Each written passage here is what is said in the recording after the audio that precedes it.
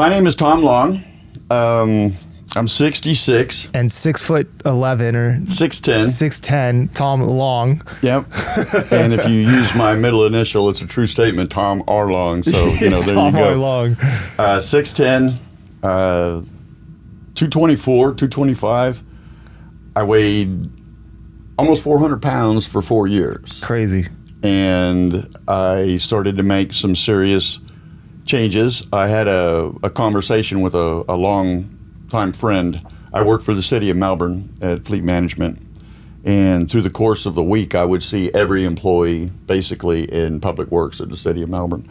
A couple guys I knew very well. We had a conversation one day. We had just lost another friend of equal age, had had a heart attack and died. And Ray and I were talking that there was just, we couldn't remember how many people that we knew in 20, 25 years. 10, 12, 13 people have passed away, our age. And he had started to make some serious changes, and I didn't realize it, but he planted a seed in me that day, and I ended up working with the trainer, a personal trainer he was working out with at this time. Okay. But this was years later. Yeah. And it was kind of funny how that all tied in. I was at work. I worked for fleet management. I was a contract purchasing coordinator. I bought all the equipment for the city of Melbourne, $200 weed eaters to multi-million-dollar fire trucks. The last 2 years in my position, my office was moved upstairs. I was very field-oriented. I was up and down that set of stairs probably about 25 to 30, 35 times a day.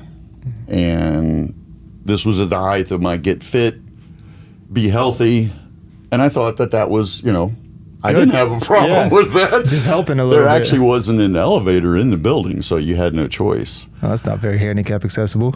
Yeah, and this is, city's big on ADA and all that stuff, so whatever, I was going up the stairs one day, and it was May 23rd, 2018, and I got to the top of the stairs. It's about 11:45, and I've been asked, what happened? I was at the second step from the top. It wasn't a feel. It wasn't a sound. It was just, wasn't right. Yeah.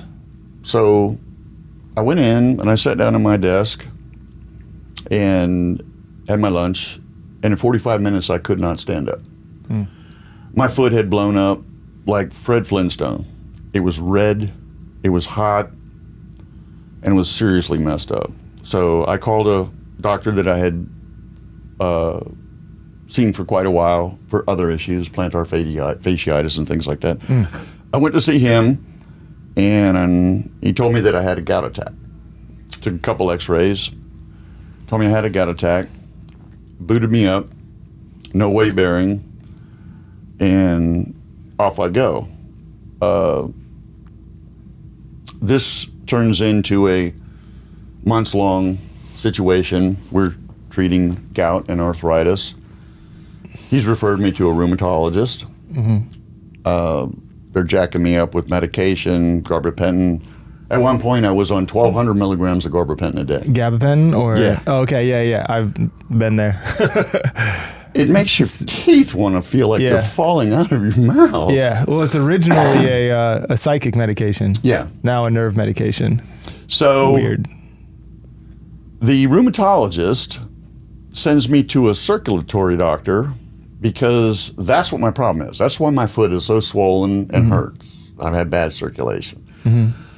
So I go see the circulation doctor, the vascular doctor, and I've been walking on concrete, asphalt my whole life. I wore good shoes, but you get spider veins, varicose veins, things like that.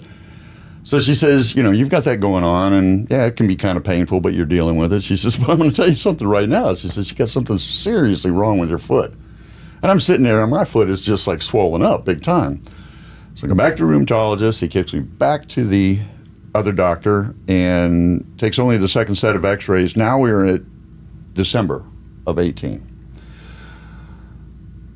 He comes in, sticks up the film, and tells me I have 5 broken bones in my foot.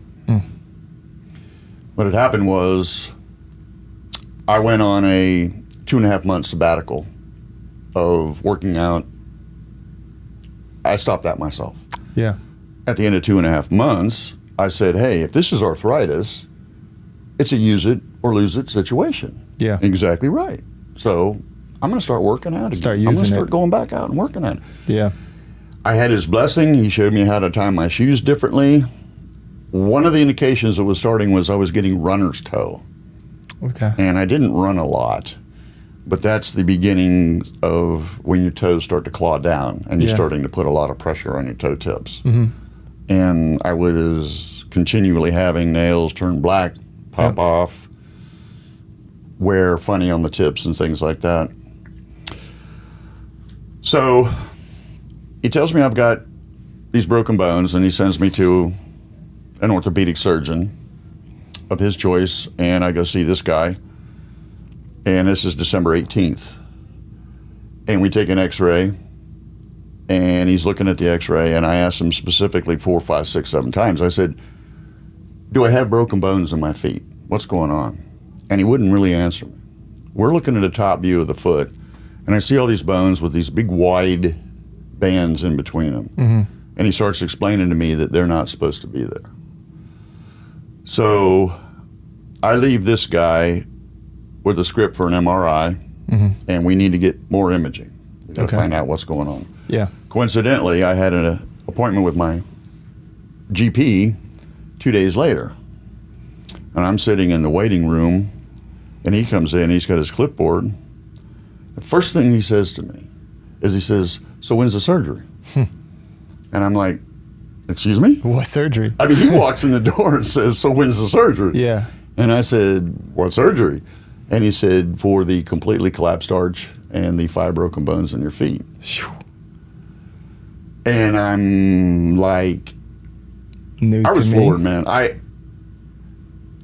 didn't know I didn't know what to say. Yeah. And he's looking at me, he's like, are you all right? And I said, sit down. Let me tell you what I know. Apparently, the surgeon that I was sent to called the other doctor up. And from what I'm gathering, after this was all looked at by different people and whatnot, I think that the orthopedic surgeon told that doctor, dude, you kind of blew it on this one. Because they got word to my GP in 2 days that it was going to be a surgery fix. Yeah. And I had absolutely no idea Okay. what this was. Yeah. My GP sends me for an MRI, and he gives me a referral to Jewett Orthopedic in Orlando. I live in Melbourne, Florida. I go see the Jewett doctor in January of 2019. And I walked in there. I'd been doing HIIT, Tabata. Okay. At this point, I had lost 150 pounds. And at That's this time, awesome. I had kept it off for 8 years. Okay. Active guy, just Yeah, that's busy. And I walked out of there. I was tagged permanently disabled. He took x-rays and pointed out some things that I had seen and some things I had questioned the other doctor on. Yeah. Specifically this peak at the top of my foot. And he tells me that peak at the top of my foot is fragmented bone. That was the bone that initiated the whole thing. Apparently it was on the top of the arch. Everything went, and my talus bone ended up basically being almost vertical. Foot was trashed bad. There was nothing. It's a quick escalation too. It's a quick escalation from hurting it it was- at work and- to and now.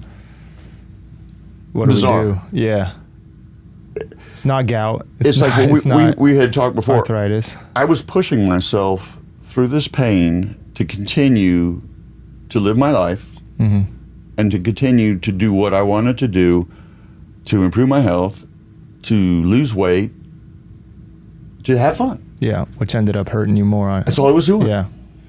And he explained to me a few things. there was some serious edema of the bone, marrow, and other things going on. I began to see him over a course of months. About the third or fourth visit, he told me that I had developed non-diabetic Charcot's foot. Charcot's foot is when you don't have feeling, you have reduced circulation, you've got stress and trauma. Generally, you're pretty much obese. Your arch goes, you develop what's called rocker foot. Okay.